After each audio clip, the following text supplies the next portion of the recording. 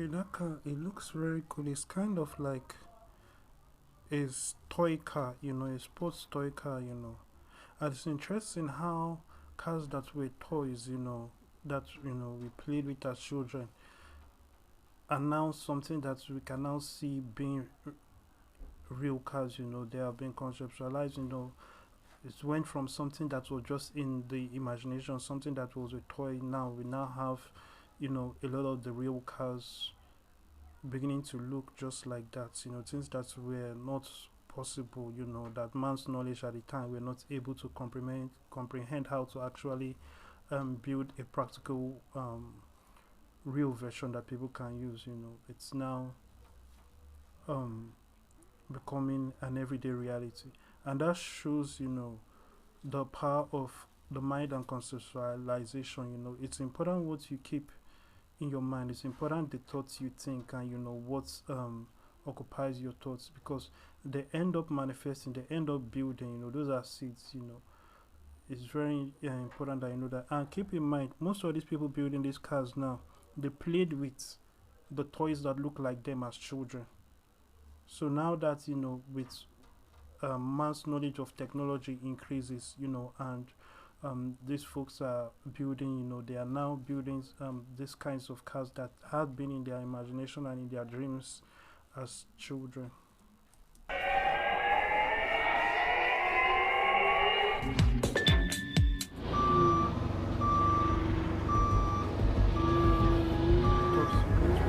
Oh, who knew I'd be so good at this?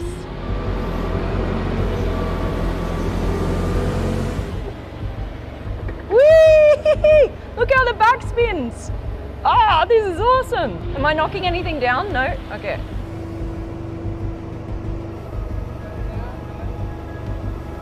It's interesting that it is made in America, or at least assembled in America, but let's keep watching. But then again, on this crate, you see England. Okay, so delivered to this address in England. Okay, it's not like it came from England, because that's something about, car manufacturing. There's the matter of, the car, where is it assembled, as in where are the different components, where are they gotten from, because it all starts from the raw materials, where the metals, the alloys, the even the leather that is on the interior and all of that, how does that get to be, where does it come from, from the plant stage or from the animal stage, wherever it is gotten from, whether it is animal leather or synthesized leather, all of that, and the process, the different companies or individuals or processes that have monetized producing these things specifically for the car company, or at least giving a template, or like a semi-finished work, like processing, cutting of fibers, and then giving the company just large layers of fibers for them to now carve out whatever they want to carve out, the same with the metal and all that. So there's a lot that goes into it, and interestingly, a lot of the minerals come from third world countries, or so-called third world countries. It's funny that the third world countries, or so-called, are actually the richest countries in the world. They just occupy the poorest people, thanks to poor, incompetent, or just basically evil management and understanding of money, and finances and economies, and what actually works. A resource-based world economy is going to overnight make Africa officially the world leader in everything, but we are living in a fiat based system where those who print the money, who print physical paper money, can now through the manipulation of how much they print and how little they print, with the Federal Reserve, and of course, just opposing that with foreign exchange and the economic activities in different nations, and how do we pump money into several things, and how do we take money out of several things. They now get to manipulate the entire cash flow of the world and the economies of the world. But when it comes to who God has blessed with wealth, it is the so-called third world countries that are blessed the most. They have all the resources and everything.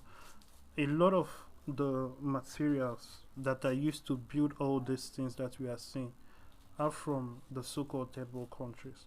But you see, it is not enough to have wealth. You have to understand wealth. Otherwise, you will go about like the poor, as it is written, my people perish for lack of knowledge.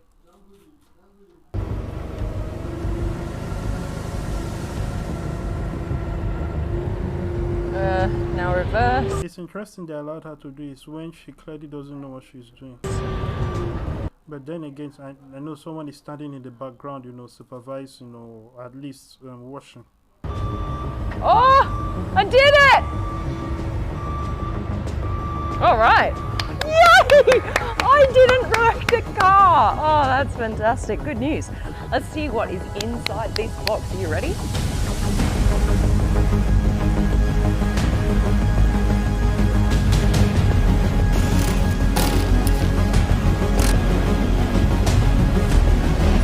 Is very interesting. A wooden crate. I'm guessing, of course, to load it onto a ship and all that. But then again, well, it could have. There are also big planes that can carry it. But let's keep.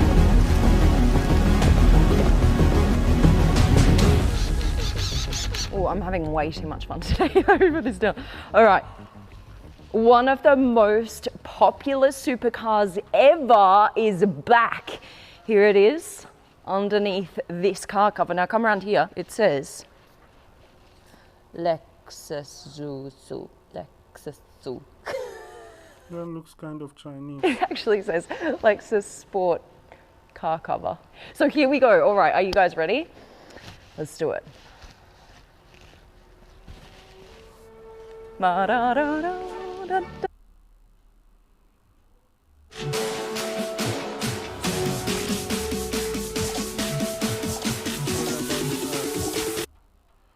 Dun, dun, dun, dun, dun, dun, dun, dun, dun, dun. Look at this, look at this, look at this. Bam! There we are.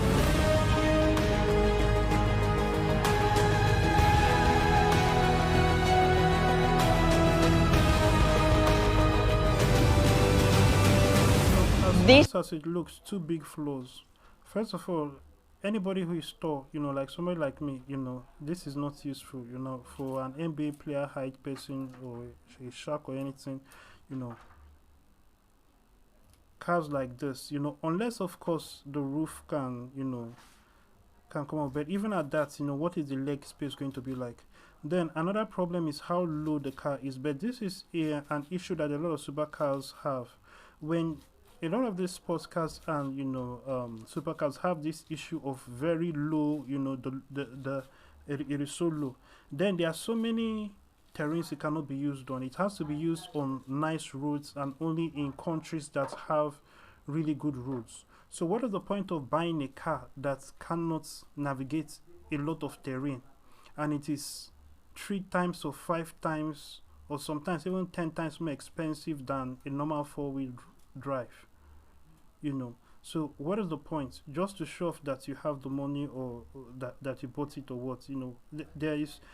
It begins to get more impractical, especially with the way things are going now. We are now living in a time where with Uber, there's now exclusive Uber apps where wealthy people can basically rent for far cheaper and be driven around in expensive cars. So what is the point of even the future of buying cars? It has changed. It looks like it's going to turn into a subscription service thing, as time goes on. And whoever can monetize that system of a subscription service car using model, is actually going to make a lot of money.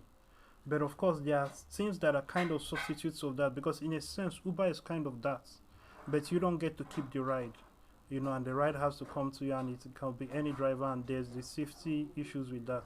Then also, you know, there are car rental services, but you know, something that will really monetize the subscription and also carpooling, you know, do it in such a way that it will be super affordable and make sense, you know, that it will be actually cheaper than using a cab or using Uber, you know, but you have the luxury and the convenience, you know, to eliminate the need of buying a car and owning a car. You know, that is where the world is going, and you know, whoever does that model internationally, you know, is really going to make a killing, basically.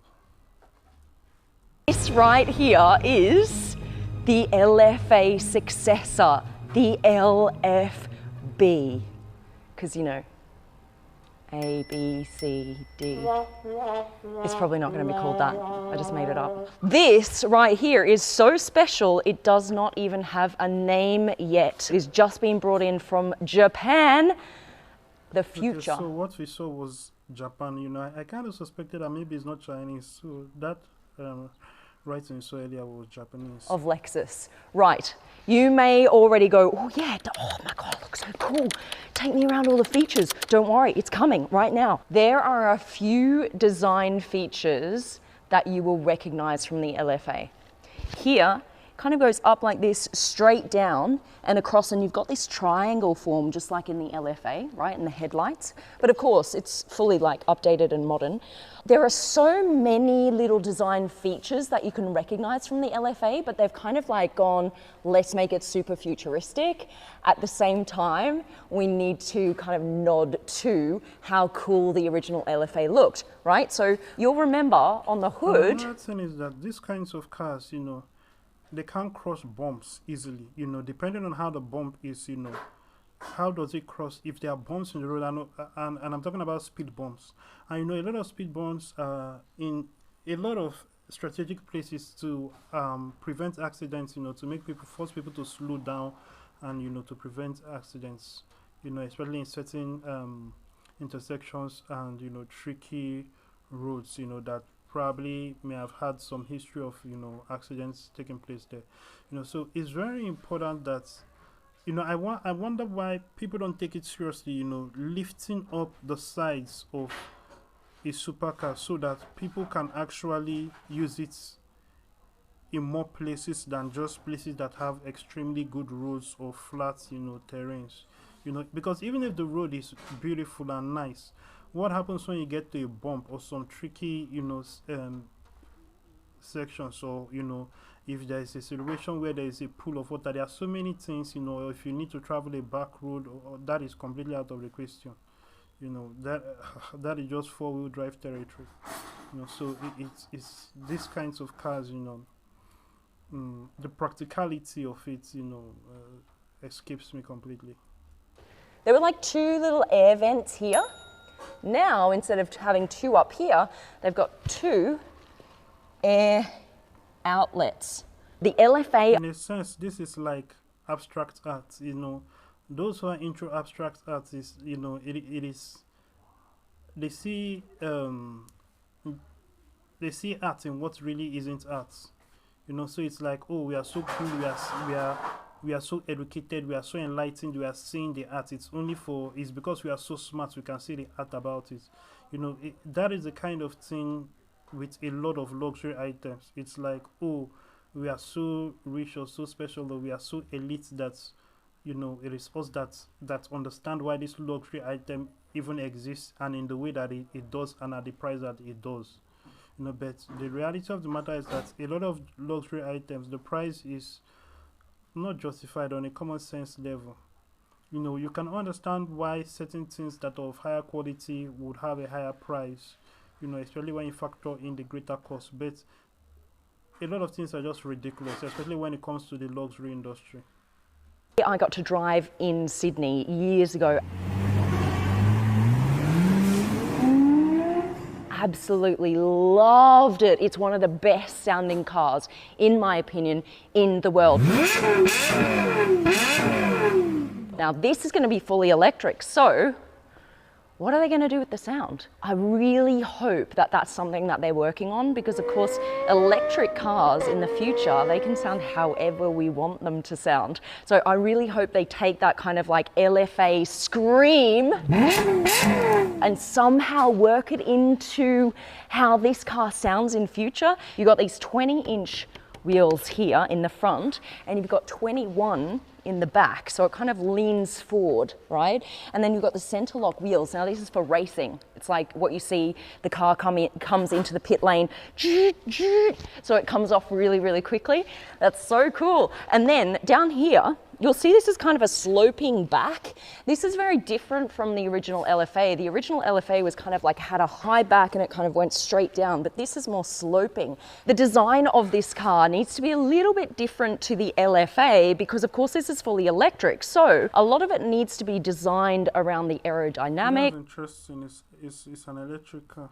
Like how far this car can actually go in one charge, which is, they say, going to be about 700 kilometers. The technology they put into this car is going to dictate the future of all Lexus cars. So the tech that they put in this, we're going to see in the whole lineup going forward. So they're like, right, with this, bam, we're taking off into a fully electrified future, and they're going to show us exactly how it works with this baby right here. It's rumored that this car could have up to 800 horsepower. That is so much power. Oh my God, it's going to be awesome. So the original LFA has about 550 horsepower. This right here, so 0 to 100 in just over 2 seconds. These are all of the numbers that they're kind of wanting to achieve. Obviously, we'll have to see what happens when the car actually comes out. Look, this little double bubble roof. Look at this. And this is, of course, so you can fit your helmet. So it's going to be a two-seater car. I'm joking, you don't need to wear a helmet. This car is going to be road legal, but it's cool how they have these kind of race car elements.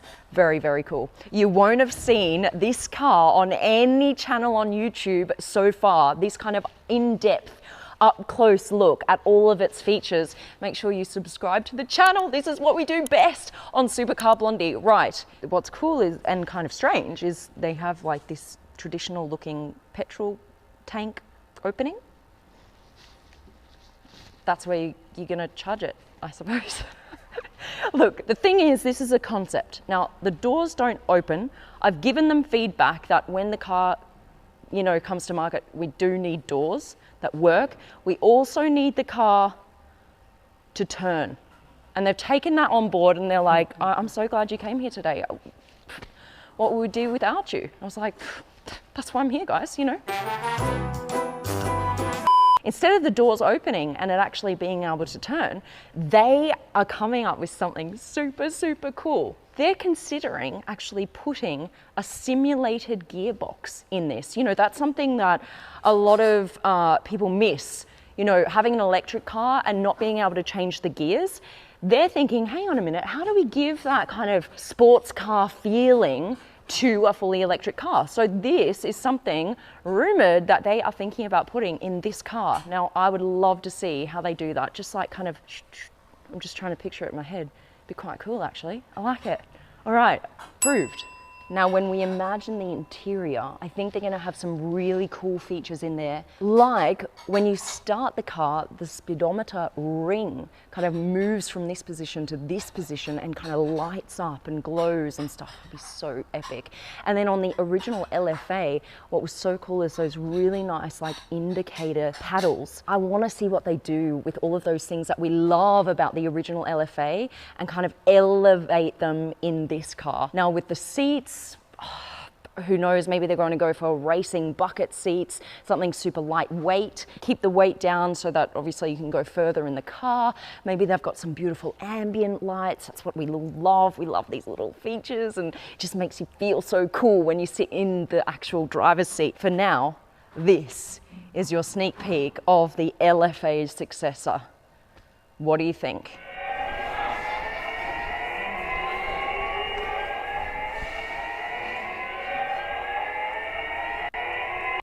You know, she's giving them a lot of brilliant ideas. You know, they really should be grateful to her and give her some kind of honorarium or something of the sort.